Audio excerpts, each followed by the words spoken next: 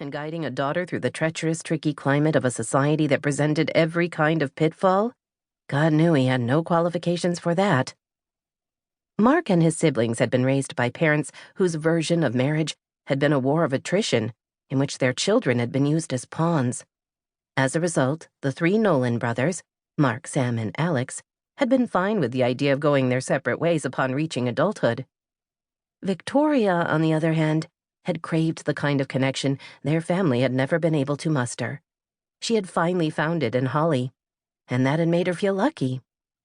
But one wrong half-turn of a steering wheel, one patch of wet road, one out-of-control moment, and the amount of life measured out to Victoria Nolan had run cruelly short. Victoria had left a sealed letter, addressed to Mark, kept in a file with the will. "There's no other choice but you. Holly doesn't know Sam or Alex at all. I write this hoping that you'll never have to read it. But if you are, take care of my daughter, Mark. Help her. She needs you. I know how overwhelming this responsibility must seem. I'm sorry. I know you didn't ask for this, but you can do it. You'll figure everything out. Just start by loving her. The rest will follow." "You're really going to take her?" Sam had asked Mark on the day of the funeral, after a reception at Victoria's house. It had been eerie to see everything the way she'd left it: the books in the bookcase, a pair of shoes tossed carelessly to the closet floor, a tube of lip gloss on the bathroom counter. "Of course I'm going to take her," Mark said. "What else can I do? There's Alex. He's married. Why didn't Vic leave Holly to him and Darcy?" Mark gave him a speaking glance. Their youngest brother's marriage was like a virus-ridden computer.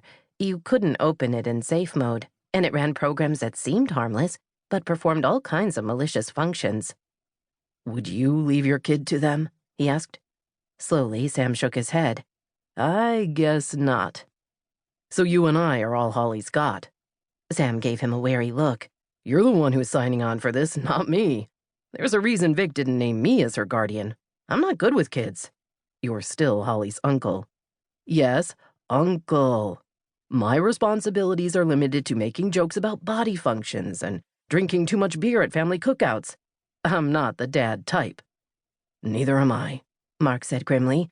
"But we have to try, unless you want to sign her up for foster care." Scowling, Sam rubbed his face with both hands. "What is Shelby's take on this?" Mark shook his head at the mention of his girlfriend, an interior decorator he had met when she had been decorating the high-end house of a friend on Griffin Bay. "I've only been going out with her a couple of months. She'll either deal with it or bail. That's up to her. But I'm not going to ask her for help. This is my responsibility. And yours. Maybe I could babysit sometime. But don't count on much help. I've sunk everything I have into the vineyard. Exactly what I told you not to do, genius." Sam's eyes, the same blue-green as his own, narrowed. "If I listened to your advice, I'd be making your mistakes instead of my own." He paused. "Where does Vic keep the booze?" "Pantry."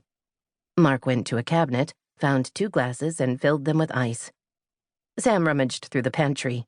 "It feels weird drinking her liquor when she's gone. She'd be the first to tell us to go ahead." "Probably right." Sam came to the table with a bottle of whiskey. "Did she have life insurance?"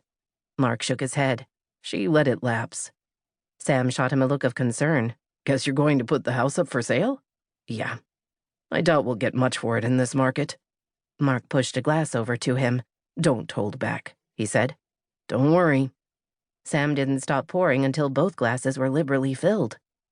They resumed their seats across from each other, raised their whiskey in a silent toast, and drank. It was good liquor, sliding smoothly down Mark's throat, sending a rush of mellow fire into his chest. He found unexpected comfort in his brother's presence. It seemed their cantankerous childhood history, the fights, the small betrayals, would no longer get in their way. They were adults now, with a potential for friendship that had never existed while their parents had still been alive. With Alex, however, you could never get close enough to like or dislike him.